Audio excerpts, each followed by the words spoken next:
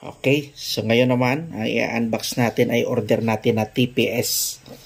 Kasi pumunta tayo sa kasa, wala na naman silang available na spare parts.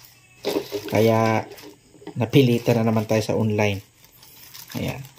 Tiningnan natin yung reviews. Kahit hindi siya ganun original, maganda yung reviews niya. Kaya maasahan din natin yan. Dalawa pa yung order natin. Ayan po. Dalawa. Bumili tayo sa physical store. Hindi din maganda yung pagka-bigay sa atin. Hindi din ako satisfied doon sa TPS na yun. Kasi parang binigay yun. Wala man lang cover eh. Ito at least may cover siya.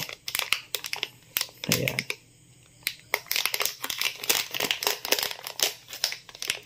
Star. Product to ng Star.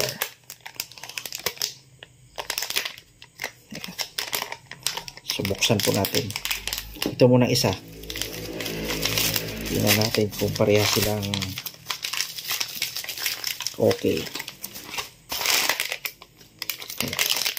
So far, okay naman.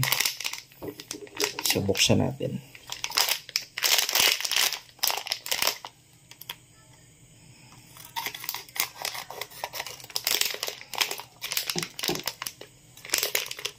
Wala pa.